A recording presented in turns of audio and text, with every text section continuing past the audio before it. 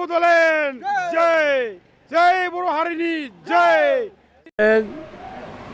जोंनि जा प्रग्राममोन दिनै जन्तर मन्तराव जा धरनानै प्रग्राम बेयाव बनसु दंमोन ओमफ्राय all India Bodo' peoples national league for Bodoland statehood दंमोन बड'लेण्ड जनजाति सुरक्षा मन्च दङ आरो लोगोसे राइटार्स एकाडेमि दङ ओमफ्राय गुबुन गुबुन आफाद दंमोन दिनै हठात जोंना बे दिल्लीनि पुलिसा फैनानै जोंनि प्रग्रामखौ जानो मोना होननानै लानानै थांबाय जोंनि प्रग्रामा 10टानिफ्राय 4टासिममोन दा 11:30आवसो लानानै थांबाय दा जोंनि प्रग्रामा बिसोर लांदोंब्लाबो जोंनि जे जायखि माने धरना प्रदर्शन खालामनाय बेखौ लांदोंब्लाबो जोंहा दुखु गैया जोंहा आफसुस गैया जे जोंनि प्रग्रामा जाबाय बिराद मोजां जालांबाय जोंहा बे मेसेजआ थांबाय गासिबो बर' फिसाफोरनाव मोनहैजोब्बाय दा जोंनि प्रग्रामा साक्सेस आरो मोनसे साक्सेसआ जाहैबाय गिदिर साक्सेसबाव जोंहा जे जोंखौ जे दिनै पुलिसा जे होबथानो फैदों बे गिदिर साक्सेस जोंखौ जे दिनै जोंनि धरनाखौ जे बिसोर बोस्रांना लांदों बे देरसिन साक्सेस जोंनि थाखाय बेयो आरो रायजो राजा बुजिगोन निस्सय आरो बे धरनाखौ बोस्रांनायनि थाखाय जोंखौ धरना खालामहैनो थाखाय जे जोंनि गेजेराव खुद्रिनाया बड'लेण्ड रायजो बिनायनि दाबिनाया बांसिन बांसिन जरदारनिफ्राय जरदारसिन बे जाबाय आरो जोंनि सायाव नोंथांमोननि प्रग्राम जाफुङैनि बेलायाव सोरनिबा आखाइ दं होनना सानो नामा? दा जोङो बेखौनो बुंनो सानदों जे जोंनि धरना जे माने जाफुङाखसै बे जाफुङैनि बेलायाव जे माखासे मानसिफ्रा लाजिनाय मोनदों लाजिनाय मोनना जाहैबाय मैया दाखालिसो माने बिटिआर सुक्ति खालामना लाबाय मैया दाखालि बिटिआर सुक्ति खालामनानै लाबाय दिनै जुदि बड'लेण्ड रायजो बिफावोब्ला बे सुक्ति खालामग्राफोरनि मान इज्जत थाया बोरै जानो बिदिजोंलाय दा ओंखायनो आसाम सरकारनिबो आखाइ दं बेयाव ओमफ्राय बिटिसि सरकारनि प्रमद बर'नि आखाइ दं आरो एबसुनि डिफेन्स बर'नि आखाइ दं बे धरनाखौ सेब'टाइज खालामनायनि बे धरनाखौ जाहैनि बिथांमोननि प्रेसारावनो बिसोर नारसिननायनो बे धरना जायाखै बे धरना जायाखै बे नङा जोंना धरनाया 1.5 घन्टा जादों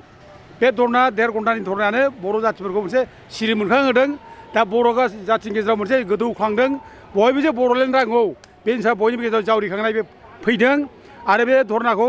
जे बोखारदों बेनो बयखौबो दिनै गोख्रोंनिफ्राय गोख्रोंसिन खालामदों जोंनि सेन्टिमेन्टखौ दिनै मोनसे गरमसिन मोनसे खालामना होदों आरो बिदि होख्रांनायजों जे जाफुंनो हाया बेखौ सरकारा बुजिनानै लानाया मोजां प्रमद बर'मोनहा बुजिनानै लानाया मोजां डिफेन्स बर'मोनहा बुजिनानै लानाया मोजां बेबायदि खुनु दिन नोंसोरो बे रायजो राजानि जायनाखि दाबि बर' रायजोफ्रा जे बड'लेण्ड नांथारगौ बड'लेण्ड नांगौ रायजोखौ रायजो बिनाय दाबिखौ रायजोफोरखौ जुदि नोंसोर होबथायोब्ला नोंसोर नहर जागोन नोंसोरो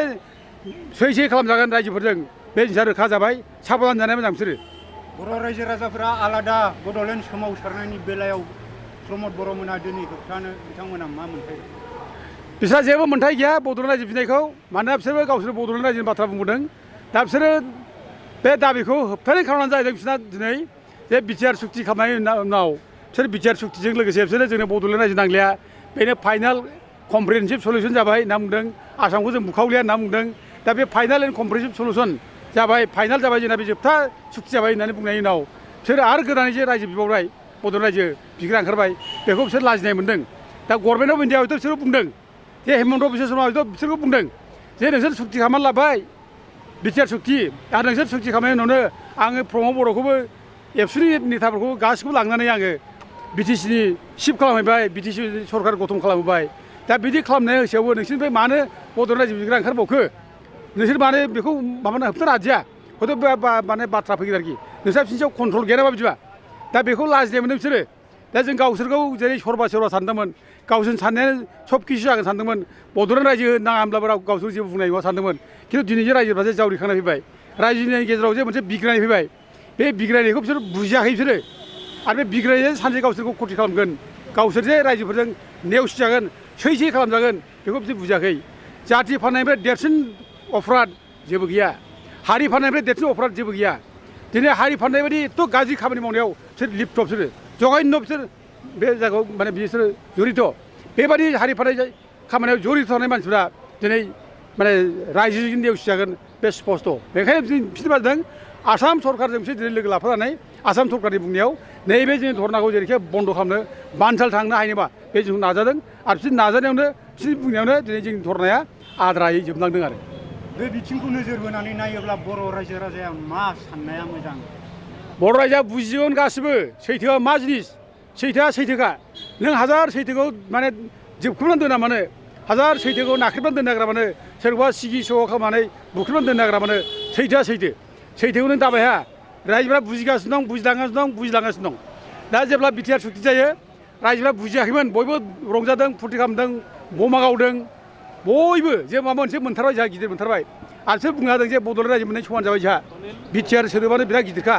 बायदिसिना बुंनायाव रायजोफ्रा नंगौ सानदोंमोन दा जों साफा सानै मानसिया बुजिनानै जेब्ला जोङो बे सुक्तियाव जेबो गैया बिटिआर सुक्तियाव गोदान जेबो गैया बे बिटिआर सुक्तिया माथ्र बिटिएडि नामखौ सोलायनानै माने बिटिआर दोननायल' माने बेखौ जों बुंदोंमोन जेब्ला जों बेखौ बुङो जोंखौ बिराद दाय होदों गाज्रि लेंगुवेज माने राव फंसेबो जेनेबा जों बुंनो मोना सैथो खोथाखौ जेनेबा जों बुंनो मोना बेबायदि जोंखौ बेबहार खालामदों गाज्रि खोथा खिन्थु दिनै जोंनि बे सैथो खोथा फंसे खोथा जों जेखौ बुंदोंमोन सैथो खोथा बे सैथोजों दिनै सासे नङा सानै नङा हाजार बुंनो थाङोबा दिनै 90% बर'आ दिनै माने सापर्ट खालामो 90% बर'आ जोंखौ दिनै माने सापर्ट खालामदों बुजिदों दिनै बर'नि दैदेननाय समाव बेबायदि डेटेन खालामनानै लांलायनाय समयसाखौ जों नुवाखैमोन बेथ' स्पस्ट दिनै बे बर' दैदेननाय जायनाखि आन्दलनमोन बे आन्दलनाव खुनु पुलिस हेरासमेन्ट जायाखै पुलिसा बेबायदि खालामफेराखै बे खालामनायनि खारना जाहैबाय पुलिस माने प्रमद बर'नि बै एबसु मुभमेन्टआ मोनसे प्रक्सि आन्दलनमोन बेयो थगायनाय रायजोखौ थगायनाय आन्दलन खालामबाय बे थगायनायमोन बेयो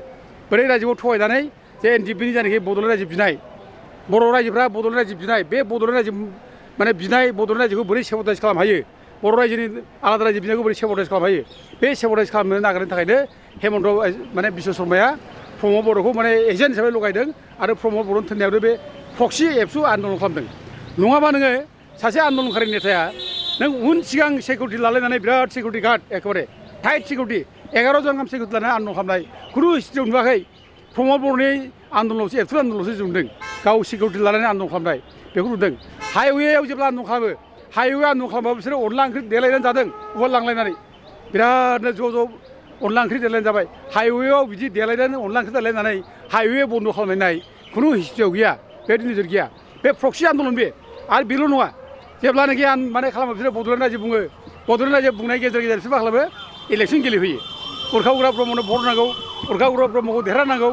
जोंनो परिबर्तन सरकार नांगौ ओरै होननानै बिसोरो इलेक्सन गेलेफैयो दा अथे बे आन्दलना प्रक्सिमोन जों बेखौ माने हमनो हादों जों आगोलाव मिथिखादों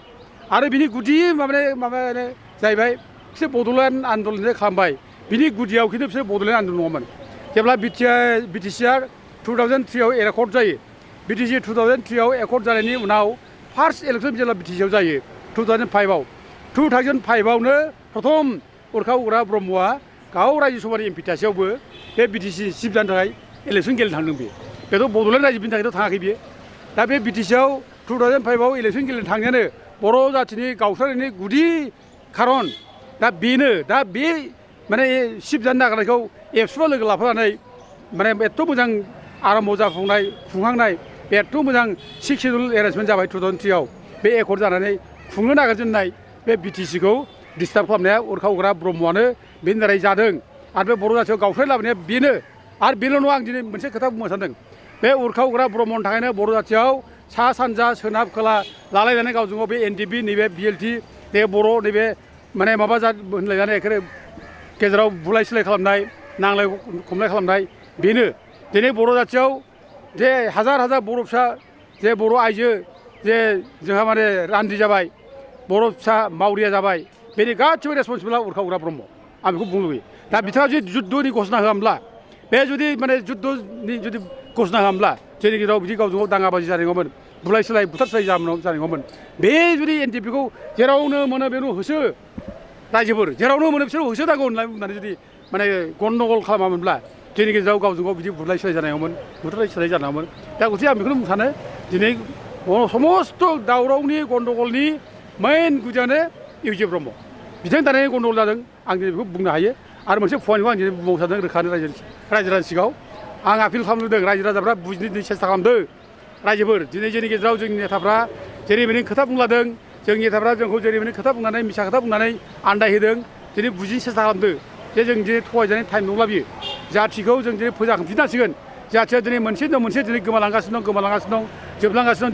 दं दिनै जोंनि मोनखानाय जायनाखि बिटिसि 6 सिडिउल एरेन्जमेन्ट बेबो गोमानानै थांगासिनो दं जोबलांबाय पावारा गोमालांगासिनो दं दा गथिखे आं रायजो राजाखौ आपिल खालामो बे दिल्लीनिफ्राय आपिल खालामहरो रायजोफोर बयबो बुजिलायफिनजोबदो जागरन जादों बयबो आरो बे जोंनि सेपारेट स्टेट बड'लेण्ड रायजो बिनायनि माबायाव दाबियाव बयबो ज' जादो बेनि थाखाय जोंहा उफाय गैया अनलि जोंनि उफाया बड'लेण्डल'सै बेनिफ्राय दस्रा जेबो उफाय गैया दा नाखि बिटिआर होनना बुंदों बिटिआरनि एकर्ड इमप्लिमेन्ट खालामगौ नंदों बे बिटिआर सुक्तिनि एकर्ड इमप्लिमेन्ट जानांगौब्ला बर' जाथिया जोबगोन रायजोफोर जों जोबनाय लामायाव फैगासिनो दं बे बिटिआर सुक्तिजों जोंहा जेबो लाब जायाखै बे बिटिआर सुक्तिजों जोंखौ धंस' खालामनो नागिरदों बे बिटिआर सुक्तियाव एनडिएफबिनि रन्जन दैमारिखौ गनायनि बाथ्रा गैया आरो बेखौ बख'नो नागिराखै दा बरंस' बे रन्जन दैमारिखौ जेलाव बोरै दोननो हायो बेखौसो जोंनि नेताफ्रा सिन्था खालामदों आं बेखौ आं बुंनाय खारना जाबाय आं मोनसे लजिकेल मोनसे आर्गुमेन्ट होनो हादों जे रन्जन दैमारिखौ बिसोरखौ टेररिस्ट साजायनानै रन्जन दैमारिखौ टेररिस्ट साजायनानै जेरै उरखा उग्रा ब्रह्ममोना जेराव जोबनानै दोननायनि उदाहरनखौ आं बुंनो सानदों जे दिनै सोमला बसुमतारी थैनाय सानखौ बिसोरो एन्टि टेररिज्म दे बायो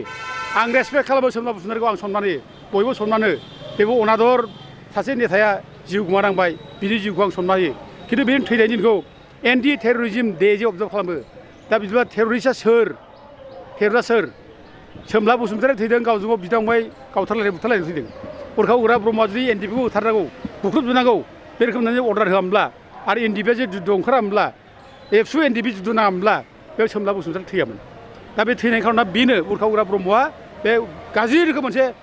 माने डिसिसन होदों हुमखि होदों जे एनडिएफबि नुब्ला होसोनांगौ होथारनांगौ आरो बिनि बुंनाय बाथ्रा मा नैबे एन्टि टेररिज्म दे जे फालिबाय बेनो एनडिएफबिफोरखौ टेररिस्ट खालामनानै टेररिस्टफोरखौ माने घोषणा खालामनानै टेररिस्ट होनब्लानो जेरावबो बुथार हायो जेरावबो माने गावथार हायो बिसोर जिखि जाया जेल जाब्लाबो थैजासे जेल जानांगौ बिसोर जेलनिफ्राय गनो मोना टेररिस्ट मानसिफ्रा दा जों गावनि जाथिनि बर' हारिनिनो मोनसे आगोमा फिसा बर' हारिनि मोनसे आफाद जाथि दानो ओंखारनाय आफाद बे आफादखौ नोङो जे टेररिस्ट होनना बुङोब्ला दा दिनै जाथिखौ नों एथ' अननाय भाबै नोङो जुदि फाननाय जायाखै होनबा जाथियाव मानो टेररिस्ट उजिखो सोर टेररिस्ट दं बेयावनो सोंथि जाखाङो जुदि एनडिएफबिआ सोमला बसुमतारीखौ गावनायनि थाखाय टेररिस्ट जाबायब्ला एबसुफोराबोथ' मानसि बुथारदोंमोन बिथांमोनाबो टेररिस्ट दा कुइसना बेयाव जादों दिनै दा अनेक मानसि माने काउन्टार जा मोनसे जोंनि गेजेराव मा जालायदों जोंनि गेजेराव गावथारलायनाय बुथारलाय जादों पेट्रिसाइडेल जादों बेयाव जोङो नङै मायै गावजों गाव दाय होलायनाय दा दिनै माने गभर्नमेन्टआनो खुनु बेखौ एनडिएफबिखौ टेररिस्ट होनाखै इन्डियायावनो बुंनो थांब्ला खुनु टेररिस्ट अर्गानाइजेसन गैया इन्डियान गभर्नमेन्टआ होआखै नों जेकेएलएफ माने जम्मु काश्मीर माने लिबारेशन फ्रन्ट बेखौ माने दिनै गभर्नमेन्टआ टेररिस्ट आफाद होआखै आलफाखौबो होआखै जोंनासो मानो टेररिस्ट होननानै घोषणाखौ एनडिएफबिखौलाय दा नों एनडिएफबिखौ टेररिस्ट होननाय लोगो लोगो रन्जन दैमारि जों जेल जाबाय दा रन्जन दैमारि जेल जानायखौ नों बोरै उरखा उग्रा ब्रह्ममोना बेखौ बख'नांगौ नों बोरै बुंनानै नों दिफेन ब्रह्ममोना दिनै बोरै बख'नो बुंनो हानो नोंलाय आरो नों बे प्रमद ब्रह्ममोना बोरै बेखौ बख'नांगौ होनना बुंनानै नों टेररिस्ट बुंबाय नोङो टेररिस्टखौथ' बख'नानै बुंनो हाया टेररिस्ट दा रन्जन दैमारिया टेररिस्टब्ला बेखौ जेलनिफ्राय बोरै बख'नांगौलाय दा नोंसोर बेखौ टेररिस्ट होननानै जेल जानायसो नोंसोर माबा खालामबाय नोङो दा ओंखायनो जोंनि लिडारफोरनि दाय बियो जोंनि लिडारफ्रा बे रोखोम गिदिर गिदिर भुल खालामदों बेफोरबायदि गिदिर गिदिर भुल खालामनायखौनो जोंनि गेजेराव गावजों गाव बिदा फंबायनि गेजेराव जोबथारलायदों बिदाफोरनि गेजेराव भुल बुलाय जालायदों दा दिनै आं आपिल खालामो रायजो राजाफोरखौ दिनै बुजिनाय सम फैबाय बुजिनांसिगौ आरो बे नङै बाङै खोथाफोरखौ लानानै जों दिनै आन्दायना गोजावना जों दिनै रायजोफ्रा जोंनो बड'लेण्ड रायजो बिनायाव ओंखारफिननांसिगौ ज' बे सारा जोंहा जेबो उफाय गैया जोंनो बड'लेण्ड नांगौ नोंथांमोना मेम'रेन्डाम साबमिट खालामनो मोन्दों ना मोनासै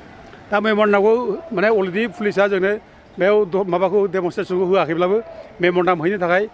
जोंखौ सानै मानसिल' सेलेक्ट खालामबाय दा सानै गेजेराव सानसुमा थांबाय आंबो थानांगौ बे थांग्रोबाय दा गथे बे मेम'रेन्डामखौ हैनो लांबाय पुलिसफोरा गावसोरनो गाइड खालामना लांबाय दा प्राइम मिनिस्टार आरो हम मिनिस्टारनो बे अफिसावसो होनानै फैसिगोन दा बे आंनि आरो जोंनि डिमान्डआ स्पस्ट' खुला खोथा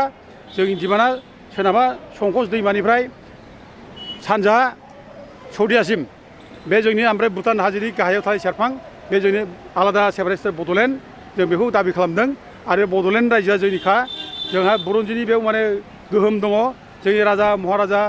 बे जायगायाव जोंना गोदो रायजो खुंलांदों आरो बे रायजोआ जोंना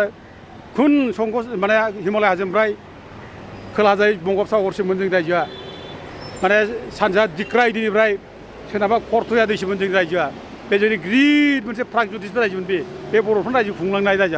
जायगा बे जायगाखौ जोङो नांफिनगौ जोंनो होनांगौ दा ओंखायनो जों दिनै बे जायगाखौनो जों खरलबसे जायगा जोङो जेराव दङ बेखौनो जों बिनानै जों दिनै आलादा बड'लेण्ड नांगौ होननानै जोङो दाबि खालामफैदों